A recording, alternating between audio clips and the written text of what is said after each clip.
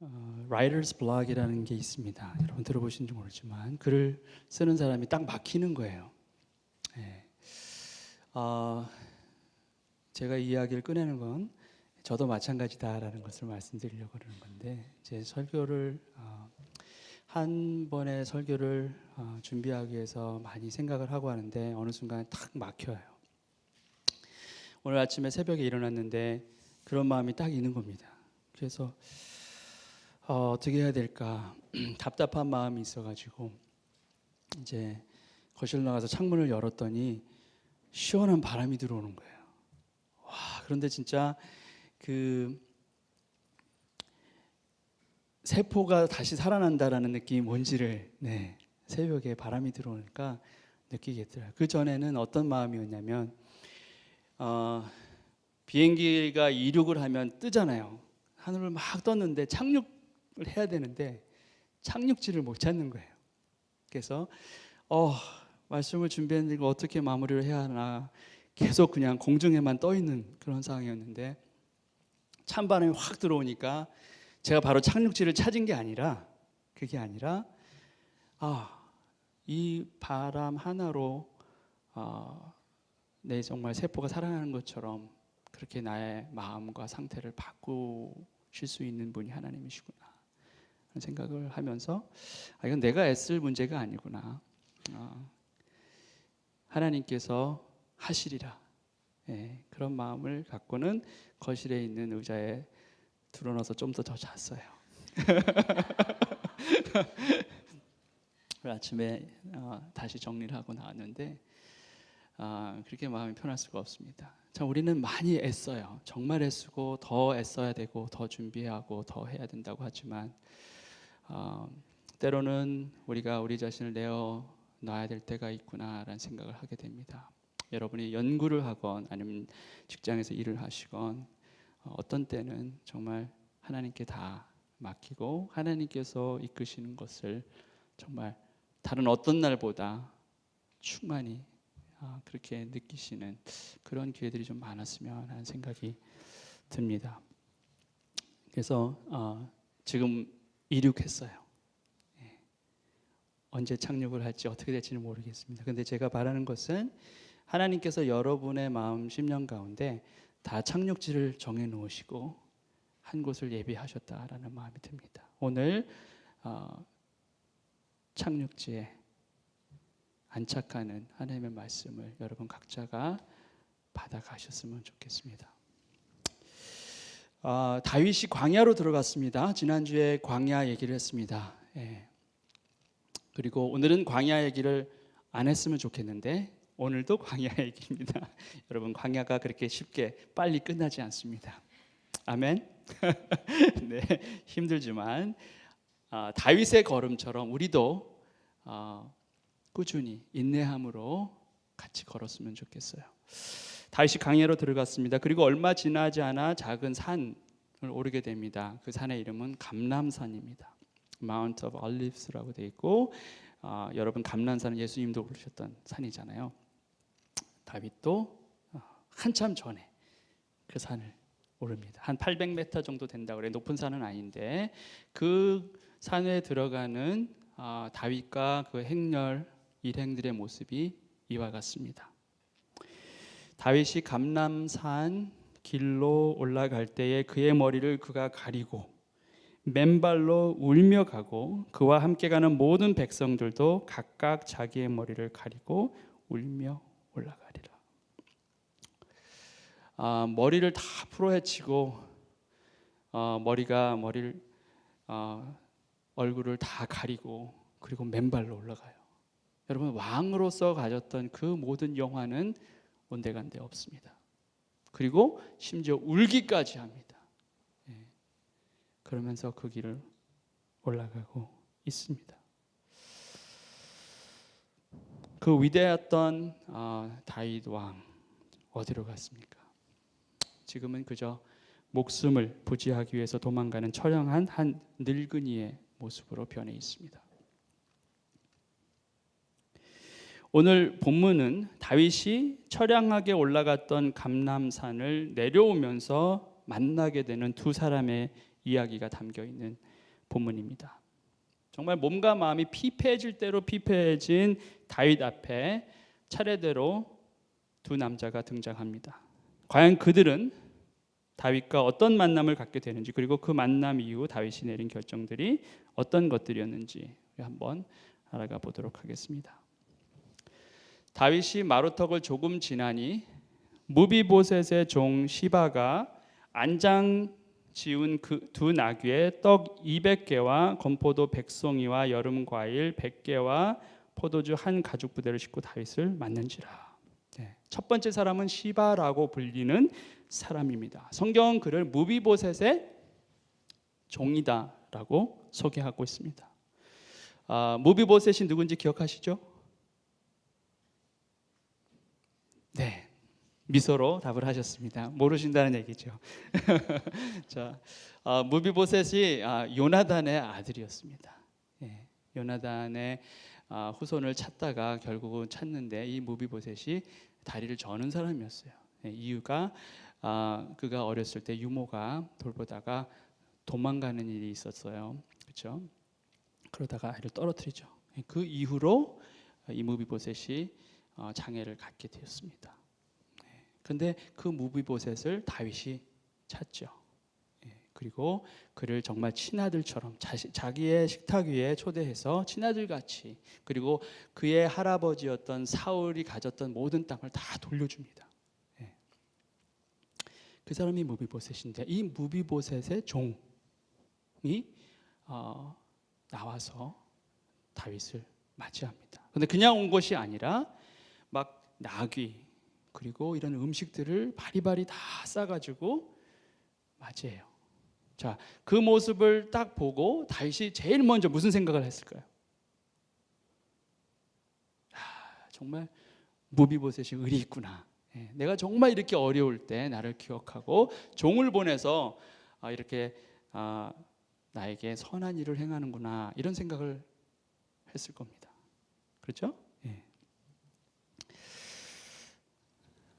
왕이 시바에게 이르되 내가 무슨 뜻으로 이것을 가져왔느냐 하니 시바가 이르되 나귀는 왕의 가족들이 타게 하고 떡과 과일은 청년들이 먹게 하고 포도주는 들에서 피곤한 자들에게 마시게 하려 함이니이다. 정말 이렇게 또 고마울 때가 없을까 할 만큼 그러한 선의를 베풉니다. 자, 어려울 때 도와주는 사람이 진짜 친구다라는 말이 있는데 정말 딱 그 상황인 것 같이 보이죠. 당연히 다윗이 무비보셋의 안부를 물었을 것입니다. 왕이 이르되 내 주인의 아들이 어디 있느냐 하니 시바가 왕께 아뢰되 예루살렘에 있는데 그가 말하기를 이스라엘 족속이 오늘 내 아버지의 나라를 내게 돌리리라 하나이다 하는지라. 자, 다윗이 예상했던 것과는 전혀 다른 아주 충격적인 발언을 합니다.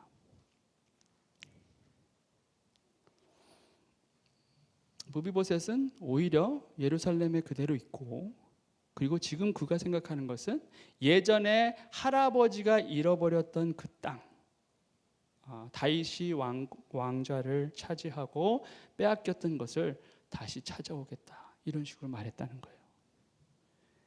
결국은 지금 이렇게 많은 음식을 준비하고 가져온 것은 무비보셋의 생각이 아닌 나의 생각입니다, 이것을 말하면서 오히려 무비보셋은 이러한 생각을 하고 있습니다 라고 고발을 하고 있는 상황인 거예요.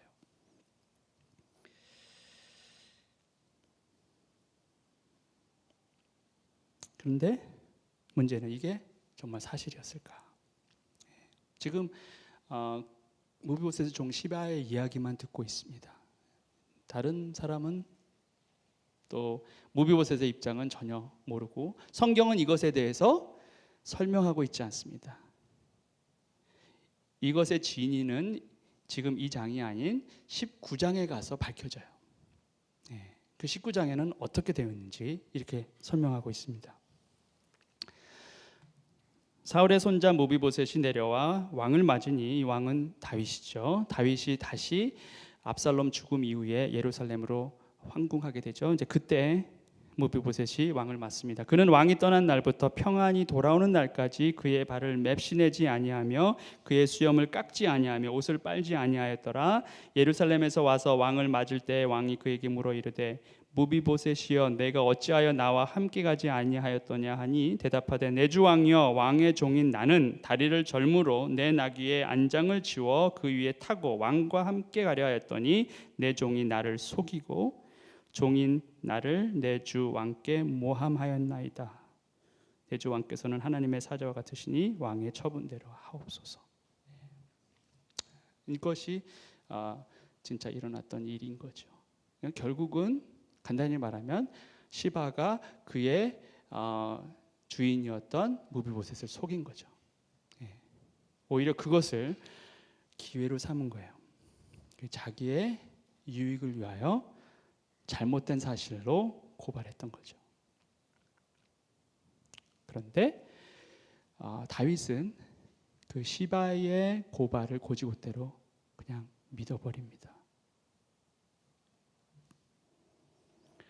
그리고는 이렇게 이와 같은 결정을 내리죠. 왕이 시바에게 이르되 무비보셋에게 있는 것이 다 내 것이니라 하니라. 시바가 이르되 내가 절하나이다 내 주 왕이여 내가 왕 앞에서 은혜를 입게 하옵소서 하니라. 결국 자기가 원하는 것을 다 얻게 됩니다. 무비보셋이 갖고 있었던 것을 다 자기가 빼앗아 오지요. 세상에는 자기의 이익을 위하여 남을 속이는 사람들이 많이 있습니다. 그리고 여러분이 사랑하는 이 나라 대한민국도 예외가 아닙니다. 사실은 명예스럽게도 넘버원입니다. 세계에서 사기 발생 빈도가 가장 높은 나라로 저희 나라가 아주 이름을 날리고 있습니다. 2014년 한 해에 사기 그 리포트가 된 게 27만 4천 건이라고 그래요. 그러니까 하루에 한 750건 평균 이제 사기가 발생이 돼서 신고에 들어갑니다. 그러니까 신고하지 않은 것까지만 생각하면 정말 엄청나겠죠. 신고한 것만 그 정도니까. 그리고 일본이 한 10배 정도 돼요. 뭐 다른 나라도 더 그렇겠지만 물론 좀 다른 통계 방식도 있고 그래서 이견들이 있긴 하지만 어쨌든 그런 것이 많이 발생한다라는 것은 참 안타까운 일이 아닐 수가 없습니다. 보고되지 않은 것까지 한다면 오늘 하루도 1000건 이상의 수많은 사람이 서로 속고 속이는 일들이 이 땅에서 벌어지고 있습니다. 1653년에 배를 타고 일본 나가사키로 가던 그 배가 파선이 됩니다. 그래서 그 상선에 있던 사람들이 제주도에 표류하게 돼요. 거기서 표류했던 사람 중에 하멜이라고 하는 네덜란드 사람이 있습니다. 그 사람이 제주도에 13년 있고 그 이후에 나중에 탈출을 계속 이렇게 시도하다가 결국은 탈출해서 일본에 가요. 그리고 나서 이제 조선 땅이죠. 그때는 1653년이니까 조선 땅에서 있었던 13년의 기억을 되살려서 글을 씁니다. 그래서 하멜 표류기라고 그러는데 그 표류기에 이렇게 이런 글을 남겼어요. 조선인은 훔치고 거짓말하며 속이는 경향이 아주 강하다. 믿을 만한 사람들이 되지 못한다. 남을 속여 넘기면 그걸 부끄럽게 생각하는 게 아니라 아주 잘한 일로 여긴다. 이렇게 평을 했습니다. 참 안타깝지만 그 당시 한 이방인의 눈에 보인 이 나라 땅의 모습이었다는 거죠. 근데 예나 지금이나 많은 사람들이 서로 속고 속이는 그런 환경 가운데 있습니다. 그런데 이것은 비단 우리나라만의 문제가 아니죠. 세상 어느 곳에 가든 이 거짓의 영들이 능력을 발휘합니다. 예수님의 말씀 요한복음에 이런 말씀이 있죠. 너희는 너희 아비 마귀에게서 났으니 너희 아비의 욕심대로 너희도 행하고자 하느니라. 그는 처음부터 살인한 자요 진리가 그 속에 없으므로 진리에 서지 못하고 거짓을 말할 때마다 제 것으로 말하나니 이는 그가 거짓말쟁이요 거짓의 아비가 되었습니다. 그렇게 되어 있어요. 데빌 마귀가 거짓을 하는데 여기 영어 표현은 뭐라고 되냐면요. When he speaks his native language. 예. 거짓말이 네이티브 랭귀지라는 거예요. 예. 그러니까 입만 열면 그냥 자연스럽게 원어민 수준으로 하는 그 모든 것들이 다 거짓이라는 겁니다. 예. 그러니 우리가 하나님의 다스림 밖에 있으면 우리는 이 거짓의 아비인 마귀의 인도함을 따라 그 영향 가운데 있을 수밖에 없고, 지금은 이렇게 우리가 편안한 모습을 굉장히 근사한 사람들로 예쁘게 얌전하게 앉아 있지만 언제 어디서나 어느 때나 우리는 거짓말을 할 수 있는 그런 존재들이라는 거예요.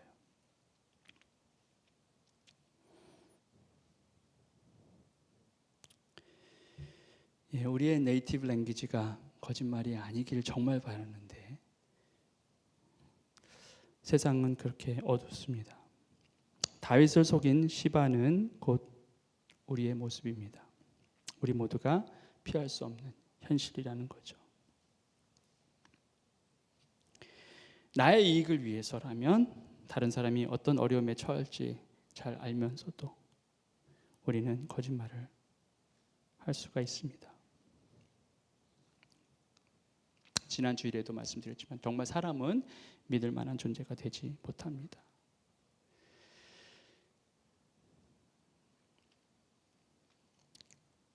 오늘 이곳에 있는 여러분들의 마음도 정말 하나님께서 다스려 주시지 않으면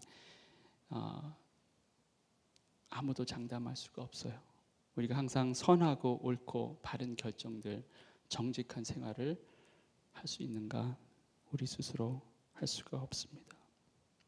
자, 이제 그 다음 또 다른 사람을 다윗이 만납니다. 그의 이름이 시므이라고 하죠.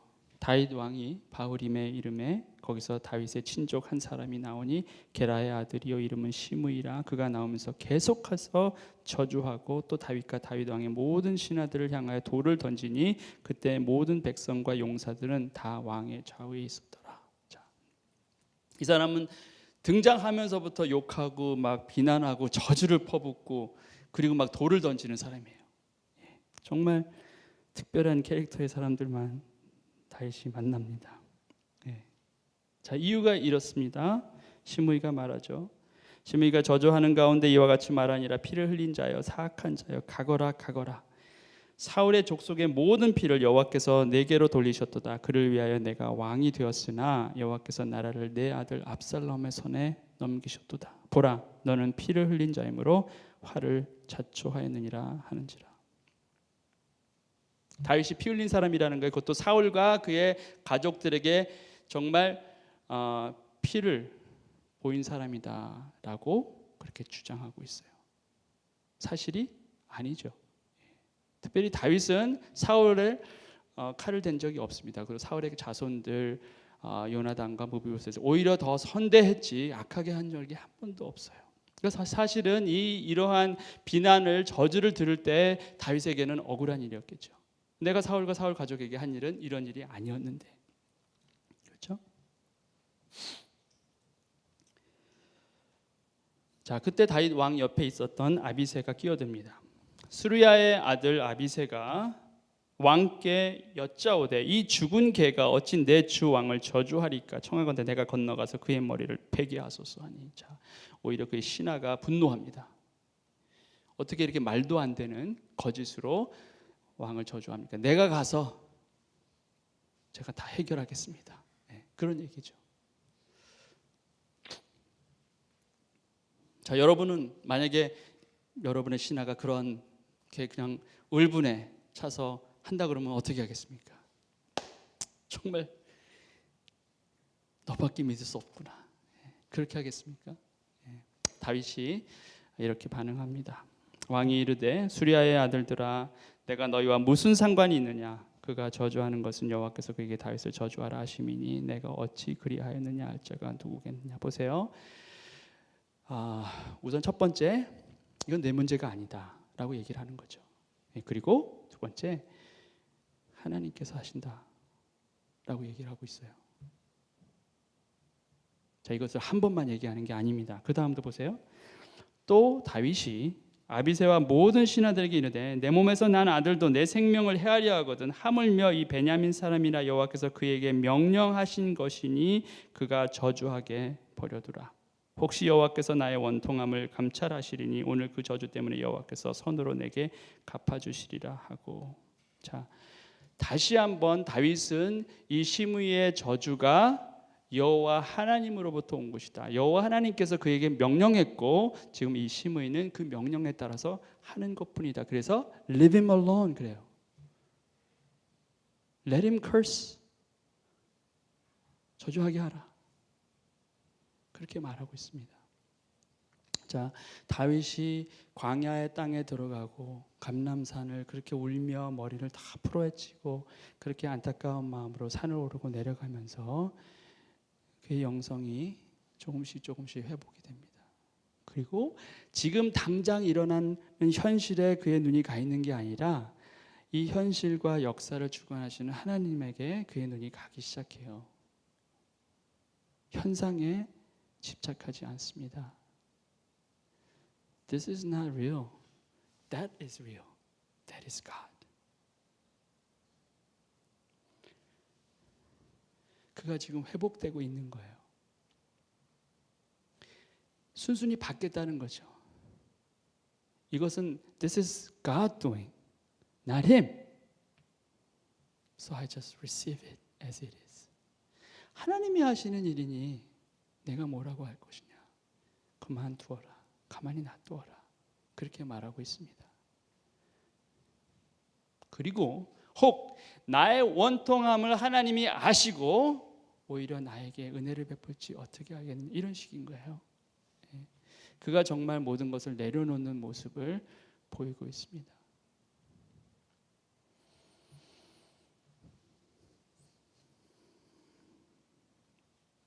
그 전에 광야에서 사울 왕에게 쫓겨다니면서 자기가 사울 왕을 처단할 수 있는 기회가 2번이나도 있으면서도 그때마다 그것을 다 거부하고 하나님을 경외해서 아무것도 하지 않았던 그 바울의 영성이 지금 다시 살아나고 있는 거예요. I'm not going to do it. I'm not going to take it into my hand. 내 손에 할 것이 아니라는 겁니다. 우리는 우리 손으로 하고 싶어 해요. 빠르니까, 답답하지 않으니까, 그리고 내가 할 수 있다고 생각하고 내가 해야 한다고 생각하고 당연히 나의 권리다라고 생각합니다. 그렇죠? 특별히 억울한 일을 당할 때는 더더욱 그렇습니다. Let me fix it. This is my right. I'm going to do it. 당연히 다윗도 그럴 수 있어요.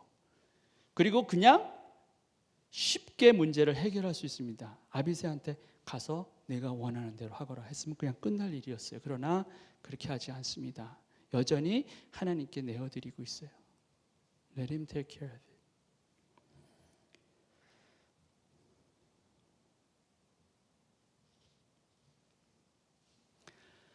다윗과 그의 추종자들이 길을 갈 때에 시므이는 산비탈로 따라가면서 저주하고 그를 향하여 돌을 만지며 먼지를 날리더라. 자, 이 시므이라는 사람은 끝까지 쫓아가서 내려가는 사람까지 쫓아가서 돌 던지고 막 먼지 뿌리고 막 이래요. 왕과 그와 함께 있는 백성들이 다 피곤하여 한 곳에 이르러 거기서 쉬니라. 오늘 이것이 본문의 마지막입니다. 자, 여러분, 한번 여러분에게 돌 던진 사람, 먼지를 뿌린 사람이 멈추지 않습니다. 불행히도 계속됩니다. 여러분을 계속 힘들게 해요. 마지막까지. 여러분이 지칠 때까지. 자, 다윗과 백성들이 다 피곤하고 지쳤습니다. 그러나 한 곳에 이르러 하나님께서 예비한 곳에 이르러 거기서 그들이 쉼을 얻습니다. 여러분, 우리가 피해야 할 곳 하나님께서 우리를 vindicate하고 다시 restore하고 다시 새롭게 하고 다시 힘을 주실 곳은 하나님이 예비하신다는 거죠. 광야의 길이 계속 어렵습니다. 쉽지 않습니다. 더 놀라운 안타까운 일들이 준비되고 있습니다. 그러나 그 군데마다 하나님께서는 다윗에게 이러한 쉼을 허락하세요. 그리고 다시 한번 또 하나님을 신뢰할 수 있도록, 또 다시 한번 하나님 앞에 나아갈 수 있도록 계속해서 이끄십니다. 여러분들이 지금 광야의 길에 들어갔을 때 단번에 이것이 다 해결되고 바뀌어지지 않을 것입니다. 어려움이 있을 것입니다. 그러나 여러분 포기하지 말고 하나님을 신뢰하고 묵묵히 그 길을 걸어가야 합니다.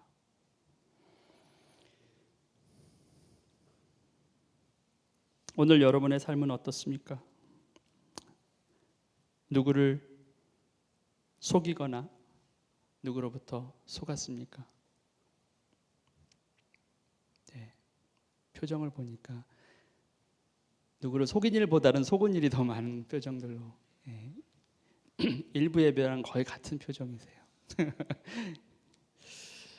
자, 나에게 억울한 누명을 씌운 사람을 미워하고 저주했습니까? 해결책은 어느 곳에도 없습니다. 내가 속지 않겠다고 다짐하고 또 다짐해도 우리는 속습니다. 내가 거짓말을 하지 않겠다고 다짐하고 또 다짐해도 우리는 여전히 거짓말을 할 것입니다. 나를 억울하게 한 사람이 망하는 것을 바랬으나 그는 여전히 승승장구할 것입니다. 나를 억울하게 한 사람이 망하는 것을 내가 보았으나 나는 여전히 행복하지 않을 것입니다. 모든 것이 부질없는 일입니다. 그저 고단한 나의 인생일 뿐입니다. 여기 다윗과 같이. 그런데 그는 그의 인생의 쉼을 내려놓음으로 다시 얻습니다. 고단한 이 인생길에서, 또 광야와 같은 이 인생길에서 우리가 유일하게 쉴 수 있는 곳은 하나님의 품입니다. 하나님의 팔이 우리를 안으시고 우리에게 쉴 수 있는 곳을 허락하실 겁니다. 어렵지만 하나님께 계속 내어드리고 하나님께서 판단하시고 하나님이 결정하시고 하나님이 실행하시도록 해야 합니다. 우리가 붙잡고 우리가 해결하는 것이 결코 끝이 아닙니다. 여러분이 하나님의 아들이고 하나님의 딸이면 반드시 하나님께서 여러분에게 가르치기를 원하실 거예요. 여러분의 손이 아닌 나의 손, 너의 아비의 손으로 하는 것을 너가 지켜보기를 원하노라 계속해서 하실 것입니다. 여러분이 지금 무언가 해결했다고 생각해서 그게 끝이 아니라는 거예요. 다시 어그러뜨리실 수 있습니다. 그리고 정말 하나님께서 행하시는 것을 여러분 볼 수 있게 하신다는 거죠.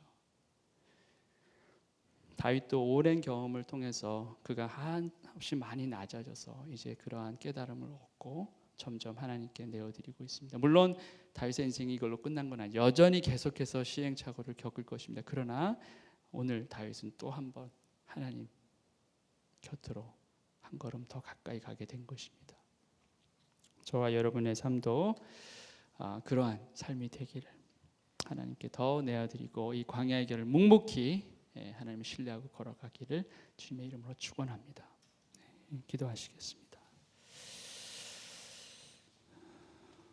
우리 한번 기도 같이 했으면 좋겠습니다. 목소리를 내어 같이 기도했으면 좋겠습니다. 하나님, 참 답답하고 억울할 때가 많습니다. 너무나 억울해서 정말 모든 걸 다 집어치우고 싶을 때도 있습니다. 그러나 그런 저를 잘 아시면서도 여전히 저희를 지켜보시고 저희가 하나님께 더욱더 내어드리기를 원하신 하나님, 그 하나님의 음성을 들었으니 오늘 내 마음을 움직여 주소서. 나의 강박하고 힘든 마음을 주 앞에 내려놓습니다. 주께서 부드럽고 따뜻한 마음으로 바꾸시며 선한 주님의 뜻에 따라 살아가는 내가 되게 하소서. 그런 마음으로 함께 기도했으면 좋겠습니다. 기도하시겠습니다. 아버지 하나님, 이 길이 참 버겁습니다. 많이 피곤하고 지칩니다. 그래서 더 싸우고 싶지도 않고 이제는 그냥 포기하고 싶을 때가 있습니다. 그냥 다 그만두고 싶습니다. 다윗도 그런 마음 아니었을까요? 때로는 바울도, 때로는 모세도 그런 마음 아니었을까요? 그런데 하나님께서 그들을 사랑하시고 그들의 힘과 노력과 계획들을 다 내려놓고 하나님께서 행하시는 것을 지켜보고 주님께 맡기는 것을 연습하게 하신 하나님, 오늘 그 음성을 또 저희가 듣습니다. 주님께 내어드릴 수 있도록 도와주시옵소서. 나의 안갚음이, 나의 복수가, 나의 저주가 부질없는 것임을 알게 하시고 주의 심판이, 주의 판단이 옳고 바른 것임을 인정할 수 있게 하여 주시옵소서. 나의 억울함을 주님께서 들으시고 원통함을 가엾이 여겨 주님의 시간에 주님의 방법으로 저희를 다시 회복시키실 것을 믿게 하시고 내 손에 쥐었던 것을 내려놓을 수 있게 하여 주시옵소서. 그리하여 이 광야의 길이 그저 아무런 배움도 없이 소비되고 없어져 버리는 그런 잃어버린 시간이 아니라 내가 한 뼘씩 자라는 그러한 놀라운 회복과 성장의 시간이 될 수 있게 하여 주시옵소서. 나의 생각과 계획보다 훨씬 크신 하나님을 만나게 하시고 그 하나님으로 인하여 기뻐하는 저희 영혼들이 다 될 수 있도록 도와주시옵소서. 예수 그리스도의 이름으로 기도드립니다. 아멘.